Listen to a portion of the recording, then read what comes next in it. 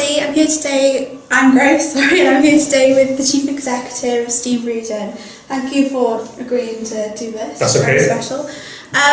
So, how do you think the season's gone so far? 2015, the first half of the season has been a mixed one for Pontypridd. We started off in fine form. Our first 6 fixtures, we won, each of them a bonus point win.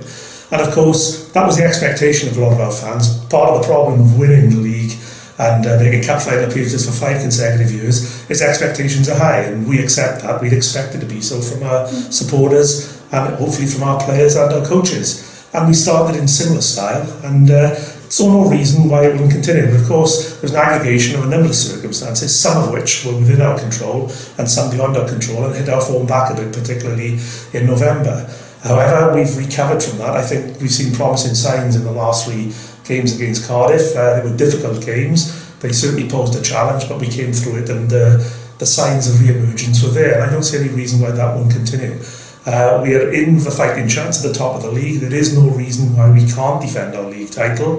We're still very much alive in the Challenge Cup, the Foster's Challenge Cup. It's in our own hands to qualify, and again, there's a reasonable expectation and ambition from the players to do so. And of course, there's the Swillet Cup, the first round of which comes up on Saturday. So we're in all 3 competitions. We don't take anything for granted, but we're an ambitious club, and there isn't any reason why we can't defend our league title and challengeable for Foster's Cup and the Swillet Cup. Okay.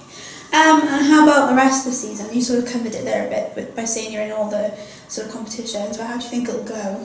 Well, I say it's very much in our own hands. I think what we're seeing this year is that there's a very strong competitive element from a number of other teams like Cross Keys, Llandudno, Aberavon and a few others. And of course, part of our the ethos that we've developed and fostered within the Premiership is that everybody we play that wants to beat us. For instance, a number of fans have said in some of the games this season that some of the sides that we've played, if they played like that every week, they wouldn't be near the bottom of the table. And of course, their ambition is to play Pontypridd. Every time we play a side, they raise their game to play against us, and that's something that we have to learn to cope with. So it's a more demanding, more challenging season, but we have the ability to compete and defend our title yet again, and we certainly won't give it up without a fight. We take nothing for granted, but we'll be there challenging at the end.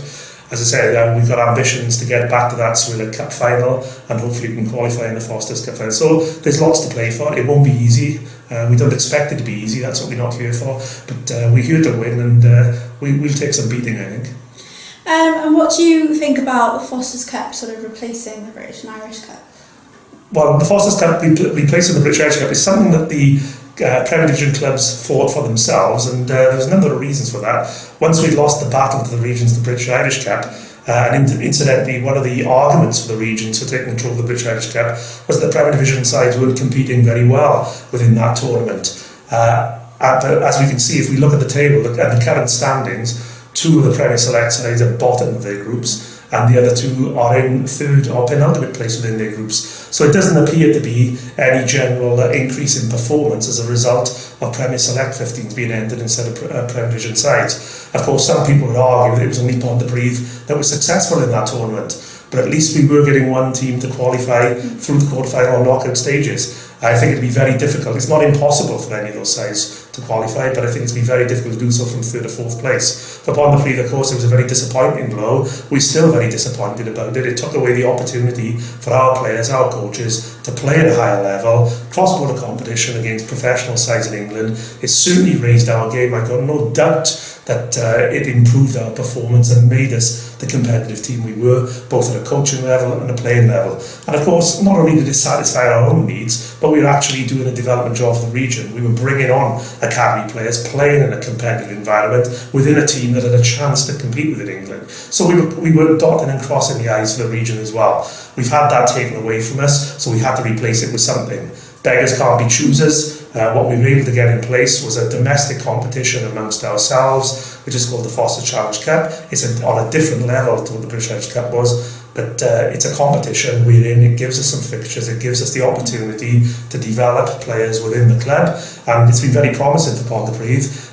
Within those fixtures we played so far, we've had the opportunity to play some youngsters, some of which had associations with the club anyway, others from local clubs. The Mid-District always supports this club very well, and those players have been given opportunities, and some of them have grasped them with both hands. So it's been a blessing in disguise. Our dip in form in November, plus the Fosters Cup, has been a blessing in disguise. It's given us the opportunity to blood some new players, and they've certainly taken that opportunity.